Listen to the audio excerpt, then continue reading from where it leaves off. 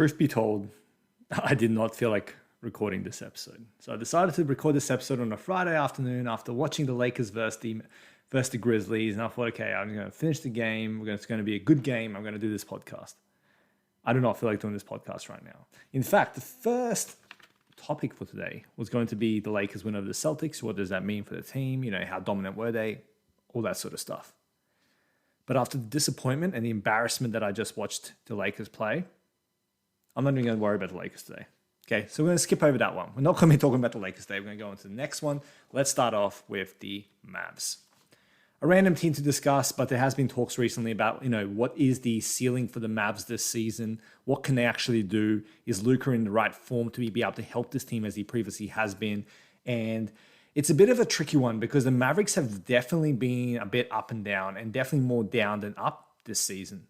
They haven't looked as dominant as they have in previous seasons, and Luka hasn't looked like the same player exactly as he has done previously. And there's been talks about his fitness levels and his condition and that sort of stuff. And honestly, when I was watching the game the other day, I did have to take a double take because it would look like Luka, but it also didn't look like Luka.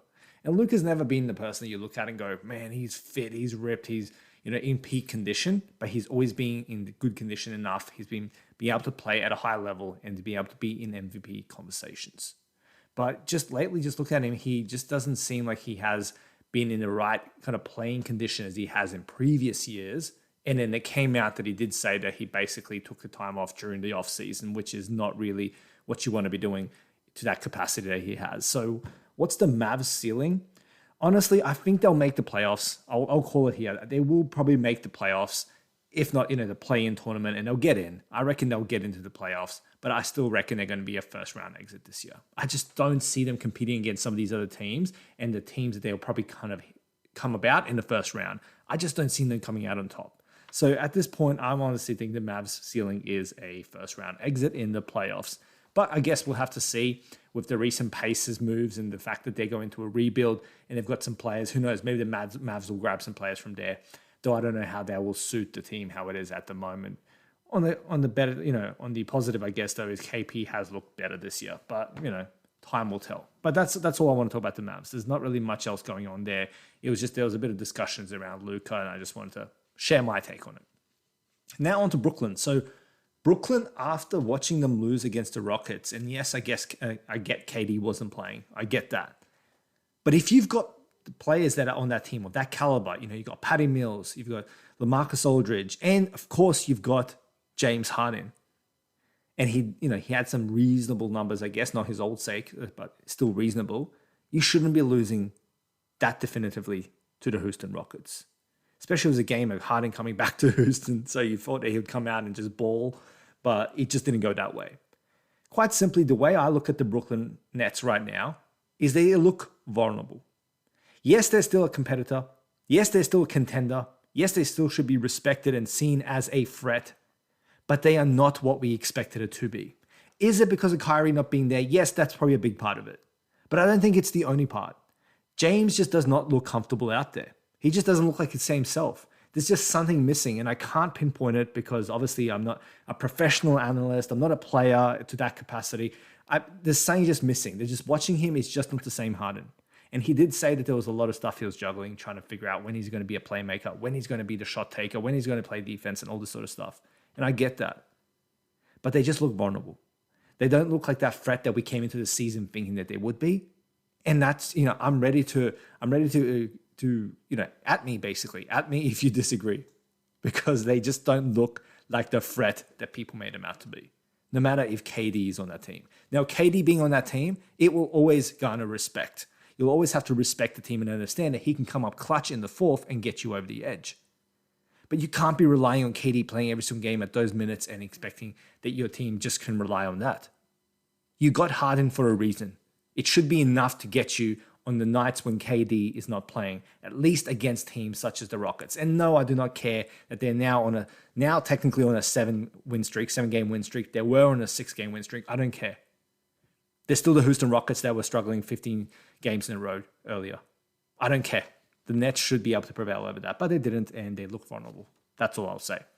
Now onto the Hornets. Okay, so the Hornets have actually pleasantly surprised me because I'll be honest, I never paid attention to them. I didn't care for their team. And while I appreciate LaMelo Ball being such a good player and showing great promise, I just haven't captured that interest into him as other people have.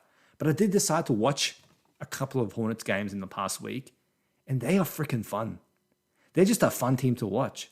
And they showed a lot of grit and grind when they were playing against the teams recently, even being so short-handed. All these players out and injuries and all this sort of stuff. They showed that they can play as a team. So they're a very fun team to watch. So there's not really much I want to say about them today, except I want to kind of share my thoughts on do I see them as a playoff contender. Now, it depends on how you argue this point. Are we talking playoff contender as in someone who can go far and potentially get to the finals? Or are we just talking about getting into the playoffs? About getting into the playoffs, 100%. I would be surprised if they, at this rate, the way they're playing, if they don't get into at least a play-in tournament to get into the playoffs. I'll be very surprised if that doesn't happen. Very, very surprised. They're just a solid team, surprisingly. Well, I mean, it probably shouldn't be surprising, to be honest. That's probably a bit disrespectful to say it like that to them. They've just got a lot of players that have just really improved. Okay, like Miles Bridges has improved tremendously. Even the last 2 years, he was still a decent piece of that puzzle. But LaMelo Ball doing his thing, and they've got Gordon Hayward doing his thing, and yeah, they're just a solid team. Kelly Oubre is even playing really, really well. So yeah, do I think they can get into the playoffs? 100% I do. Do I think that they're a contender to the sense that they can get far? No, not quite. I think they're missing a piece or two that still require them to get them that far. But do I think they're a threat against any given team if they go hot, and especially if they go hot and have nothing to lose in the last 2 games of a playoff series? Sorry. Yes, I do. Okay, so anyone that goes into them first in the playoffs in the first round should be wary of their potential. But I still don't see them as like that huge threat of getting far in the playoffs. But maybe, just so maybe, they'll pleasantly surprise me. Now let's talk a bit about the Dame situation. So that's an interesting situation as I am a Dame fan. I am quite a big Dame fan. I do quite like his game. I like what he represents. I like how he presents himself off the field. I just like everything that he's about. But now it comes to time to ask himself, can Portland get them the pieces around him to help him win and contend? Get back to, I guess, the 2019 when they got to the conference final. Can they get to that kind of level and beyond? Because obviously that wasn't enough, although they did run into the Golden State Warriors. So you can't really fault them too much for that. But can they get that, or does he have to move on? In my opinion, so I'm just going to give you my opinion what I think he should do. I think he should move on from Portland. I think he should find another team that they can get into contention for getting far in the playoffs where he could really make a difference. There's been different talks of different places. Honestly, if he goes to Philly, Philly then should be looked at as the favorites in the East. I don't care what anyone says. Combining him with Joel Embiid and the pieces that they have around him, if he goes to Philly for whatever miracle, whatever reason, how they can pull that off, yeah, Philly's then going to have to be the number 1 favorite in the East. That's just at least my opinion without watching them obviously play. The other one that's been talked about is the Knicks. Now, do I see him being a big difference maker in the Knicks? I mean, potentially. I mean, Randall does need a bit of that offensive load taken off him a bit at times, and they need a bit more better playmaking. I feel like they don't really quite have that playmaking that they need, and they would really benefit from someone who can make shots for themselves, is historically a great shooter, even though this year he has not been playing great from that end, and who can play make. So would he fit in with the Knicks? I think he would. Although it's interesting that they did take away Kemba Walker recently for the sense that they're trying to optimize on defense and felt that he didn't provide anything on offense. But I guess Kemba Walker ain't no Dame Lillard, okay? He ain't no Dame Lillard. So do I think the Knicks could benefit? Yeah, so there has been talks about that. I just don't think it will fit as well as in the Sixers, but that's obvious. There's a reason there's been the discussions around should he move to the Sixers and get Ben Simmons to Portland. But the thing is that Dame has been, or reportedly saying, like, see, one of the things you can't really know is exactly what these players are saying. Reportedly saying that he would like to play with, the likes of Ben Simmons and that. That potentially could be true, but do I see Ben Simmons going to Portland and that making a difference? I mean, sure, he's a great defensive player. They suck at defense, the Portland Trailblazers do. But would he be the difference maker? I just don't see it. I don't see how putting in a great defensive player, just throw him in there and then that will be the difference maker. I feel they have to shift around a few pillars in that team to really make a difference. But I honestly, in my opinion, I think it's time for Dame to go, if I really want to win, I should look into moving somewhere else.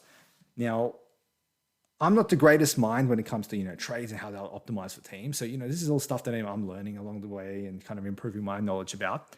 But just looking at Dame's skill set, looking at the other teams and thinking where else could he fit in, I honestly wouldn't mind seeing him on the Clippers. I don't know, like maybe I'm looking at it incorrectly. Maybe that'll be a really poor trade and I don't see how they can make that trade. But Dame on the Clippers would be an interesting mix, although it will be interesting getting him and Paul George together. But I feel like taking off that playmaking load of some of the players on that team and giving it to the likes of Dame Lillard could really make a difference on that team. Now, I'm not going to talk about other teams where he could technically suit, but he wouldn't be a contender. I'm only thinking about contenders. He should not move unless he can go to a contender. That is definite. Like there's no disputing that. He has to go to a contender. The other one I was thinking, in which I have seen no way of it happening, and I don't know how it would work considering that they already have a playmaking threat in Jokic, but going to the Nuggets, I wonder how that would work. Just now with Michael Porter Jr. Coming out, they don't have as much of the offensive threat as they did. Murray's still injured, but honestly, I can still see potentially there being a nice mix there of him combining with Jokic. I just don't see him wanting to go there. That's all. But yeah, if I were to choose, I would want him to go to the Clippers, or to be honest, I don't really want him to go to the Sixers. I feel like that'll be a cheat code. So maybe the Knicks if he has to go to the East. But I'm going to say Clippers. For me, I'm just going to go with Clippers. I mean, I could be completely wrong there, but I'm going to go with Dame Lillard to the Clippers would be a pretty interesting mix. Yeah. Now, what we'll finish off today is talking about Steph Curry. Okay. So he is 10 shots away, 10 3-pointers made, away from beating the 3-point record. So what we're going to talk about is not if he'll break it. Of course he will. Okay, he could break it in the next game. But how long do I think that he's going to break it? Now, I was watching the game last night, really anticipating, I'm not if you know me, you know that I'm not a Warriors fan. Like I'm not someone that watches the Warriors and all that sort of stuff, but I wanted to be there when history was made, of course. And I was just watching it. It just felt like he was shooting a lot of the shots for the sake of just trying to chase that record. And it felt a bit forced, especially at the start. I think it mellowed out towards the end, but it did feel forced at the start. I'll be honest, it's just what I was seeing. And in light of that, with some of the pressure that's on it, I think it won't be the next game. I don't think he's going to shoot 10 threes in the next game and beat it. I honestly think it'll take him probably another 2, if not 3 games. Now, there was mention of it being interesting if he does break the record in Madison Square Garden, considering that was the big game years ago that put him on the map. So that would be interesting. Some of us have said breaking it in the Celtics ground because that's where Ray Allen was, where he first won his first championship. So either one of those historically could be interesting. I know he wanted to break it in front of his crowd. Now, does that mean that he now just avoids shooting threes until he gets back to Golden State? No, because the team relies on him shooting threes at an efficient rate for them to win. That's just a reality. That's the recipe that the Warriors have used for so long. So I do think he's going to break it on the road, and I think it's going to take him at least 2 to 3 more games to do so, but I guess we'll see. I am still be interested to see if he can break it in the Sixers ground with his brother playing against him. That would be interesting. So I'm hoping that he can break the record in the next one by shooting 10, but I don't see it so much happening, especially because I feel like there's going to be a lot of forcing it. And right now, no team wants it broken against them. No team wants to be known as the team that got that happen to him. And the classic example of this is Jalen Rose was in that game where Kobe dropped 81 on the Raptors. Everyone remembers that fact that Jalen Rose was the one guarding him in that game, and that he was in that game, and that always kind of floats above the player's head. So whoever Steph Curry drops on it, so for example, last night, if he dropped 16, imagine breaking 2 records in one. If he dropped 16, everyone remember, it's that Portland team. They got their ass shown to them by Steph Curry dropping 16 3-pointers on them. The same might be for the Sixers, and I think that his brother is going to probably lock in on him and maybe even defend him because it's going to be a fun thing for them.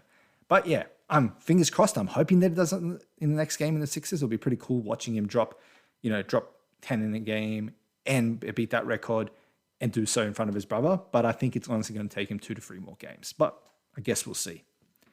But yeah, that's all I really wanted to talk about. I was going to talk about the Pacers and the fact that they're going into a rebuild. What does this mean for that team? And also who could be grabbing onto these players that are on the market now. But I'm not going to do that just yet. I'm going to leave it.